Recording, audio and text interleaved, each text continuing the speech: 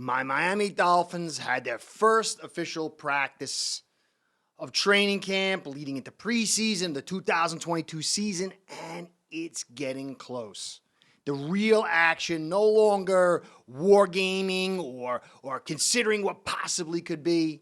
We're almost there. It feels like I remember being a kid, the night before Christmas. Sometimes I couldn't sleep. I would think about, what am I getting tomorrow? Or I knew what I was getting. I can't wait to play it. Or asking Mom, what am I getting? I'm tired of doing that with the 2022 season because there's so much on the line. For many, many teams, I'm an NFL guy. But for my Phins, this is such a big season. I want to open it up. I want to rip it open and see what's inside. And we're getting closer. Now, the next week is going to be, warming the bodies up. It's not real yet until the hitting happens. And then we'll have like a week where the hitting's light and you still can't really put your foot in the ground based on anything you're seeing. But we're getting close. Now, I was watching a podcast, real good guy, big time Dolphin cover guy. He's got connections to the Dolphins. Me, I'm talking about what I talk about, and he's got real connections. Alf from 3 yards per carry stops in once in a while and throws his wisdom and his thoughts, which is real nice. I was listening to his podcast, or I don't know what you call it. I was listening to it. It's on YouTube, but he's got a YouTube channel, and he was talking about him and the other two guys that are on the show. They were talking about how intriguing the wide receiver competition is heading into camp because we're stacked with receivers, and that was before the Dolphins signed Mohammed Sanu. Now, this makes it even more intriguing. I really like the pickup, but I'm just a little perturbed that my Dolphins aren't kicking the same tires on this offensive line as they are with the receiving group. But you know what? On the outside of it, I like the signing. I'm going to get into why I like the signing and just talk about that whole deal.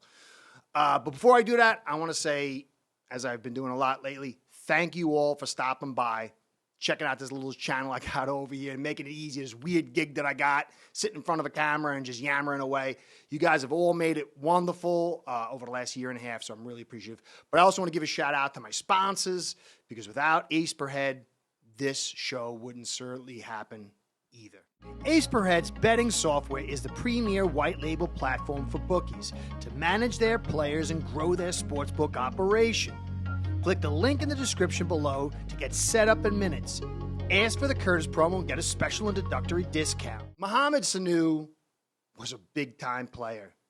Did well at the Bengals, went to Falcons, got bigger.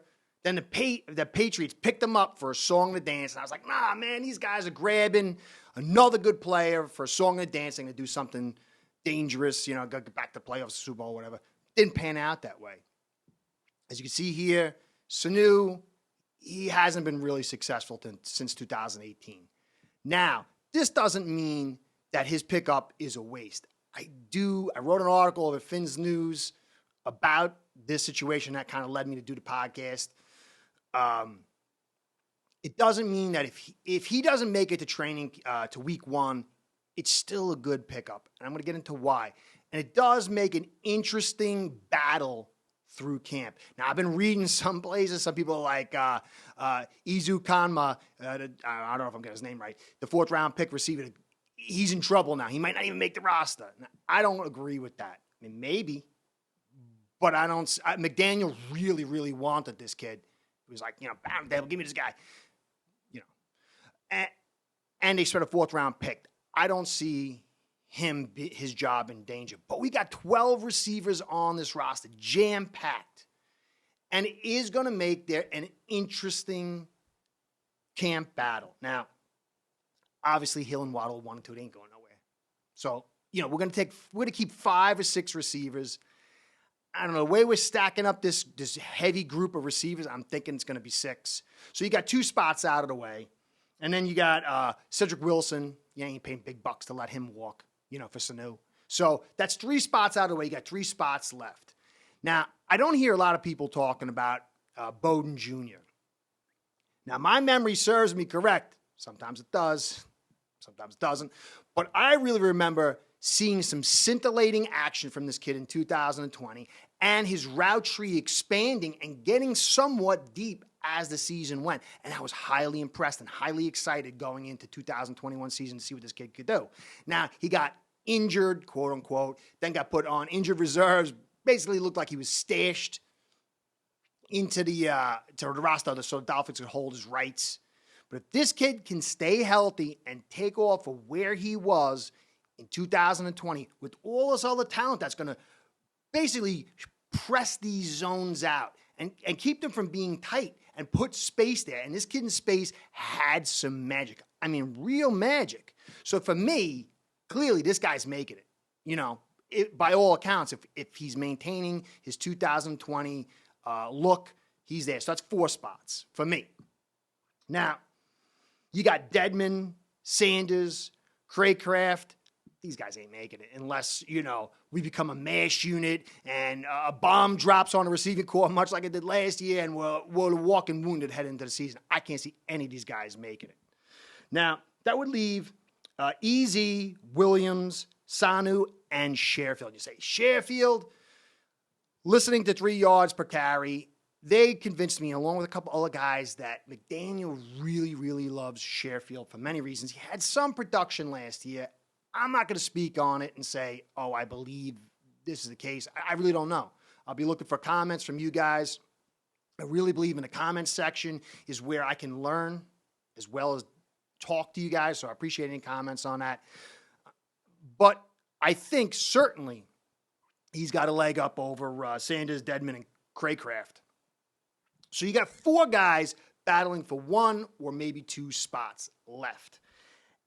And Williams, to me, I know he's been injured, but you don't get a guy that big, that fast, who can run block the way he can, and you can hold him for a song and a dance and then let him fly, because he'll get picked up by somebody else. And you could keep him as your 6th guy and just roll the dice, because if this kid has 1 season where he's healthy and he plays up to his potential, man. So I have to believe they're going to take him. I don't think Sherfield, no matter how much he's liked by McDaniel, is going to beat out Easy or Williams. And Sanu, I don't see it either. But what I do really like about Sanu is, A, he's a true vet. He can work with Hill, and he can work with Wilson and the staff to bring this group of receivers up. And Easy can learn a ton from Sanu. Kind of similar players in a lot of ways. And so even if we get very, very lucky and there's no injuries, and remember, receiving group takes major hits in training camp because they are doing so much explosive running, they're doing so much cutting and so much running that they go from static running, sprints mostly, and drills in, before off-season starts, and then they get to camp, and I got to do all these awkward movements, explosions, odd angle steps and falls, and things happen. ACLs pop, hamstrings, quads, they get pulled.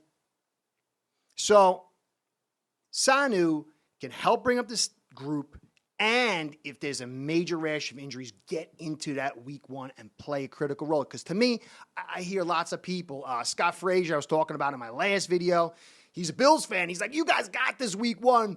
Patriots are dead. I was like, brother, man, I hope you're right.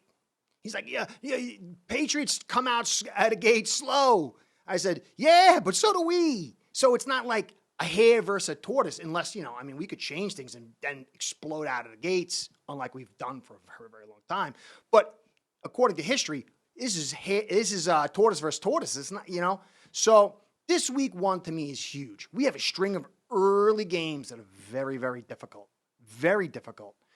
But I expect us to lose maybe 2-2 or 1-4. I'm fine with 1-4 if that 1 victory is over the Patriots. I believe the Bills going to take the division. And I think, ultimately they're going to rise up and have a strong control over the division and be number 1, probably go to the Super Bowl. But that 2nd spot, to me, it's going to be the battle between the Patriots and the Dolphins. I believe that late game against the Patriots could be the difference. I think it's going to be a 1-game swing either way. If we could take them week 1, we've got to we don't have to beat the Bills this year. We don't have to take ownership and, be the stud of the AFC East this year. It's a new regime, new system. We've got to tell the Patriots they're in the past. They're number 3. We have to. That's a key. So this first week is a big one. And if Sanu comes in, he can do a few key big run blocks, come in a game that's going to be very, very tight, I believe. And mistakes are going to play out big. Look at last year. We would have lost week 1 if it wasn't for a fumble. So Sanu is a vet who could come in early while we have one guy on injury reserve short term and he comes back in and we get rid of Sanu. He plays a big role. I like this signing. But again, I wish we were kicking the tires on this offensive line because everything is looking real nice. A little thin, our top corner. Thin in our depth of the offensive line and maybe starting talent. But you look, Nick Martin went to the Saints center. Riley Reef was with the Bengals, went to the Bears. Bears picked up Schofield the third, guard. There's still players out there for this offensive line that we could pull in. Now, I don't know what's going to happen. I don't know how this offensive line is going to play out. Depth and talent and growth. I don't know what Grier and McDaniel is going to do as far as picking up new players as the season goes because that's going to get cut. But Chris Grier and McDaniel and his staff deserve vast amounts of credit if this thing plays out right, this offensive line. If this offensive line grows, is stable, makes it through the season, and is even a slight asset, they deserve vast congratulations and accolades. But if it doesn't, and this campaign's hindered either by depth or starting talent from this offensive line, as it has year after year after year after year after year, then you got to bring culpability and really a bit of anger to mostly Grier, because this is a known issue. But we don't know. We don't know. Jackson could come out and just blow us away. He's a young guy. He could click. You know what I mean? Eichenberg, same thing. Some of our depth could be. We don't know. Chris Grier and McDaniel see these guys every single day. They know more than football than I do, and you do. So this is a critical aspect. But I still wish they were kicking the tires as much as they're doing with this receiving group. But in just that bubble, Sanu was an excellent pickup. It's a good sign. Because last year, we were all like, what are we getting more receivers for? We got so many. And we go into the season, it's like everybody's down, Like they're calling you up. I need a guy to catch the football. So let's see how this plays out. But we're getting there, folks. We're getting there. This is going to be a really, really interesting season. Anyway, this is Curtis saying thanks for staying to the end. Please like, comment, subscribe. Comments mean the most. I'm catching up with them. Really appreciate everything that you guys do as far as comments. That's time, effort, commitment to dialogue. I'm grateful for that. Anyway, Curtis saying be well. Catch you next time. And go Phins, go Phins, go Phins. Start building your own online sportsbook today by getting signed up with aceperhead.com service that'll allow you to book action on sports from all around the world.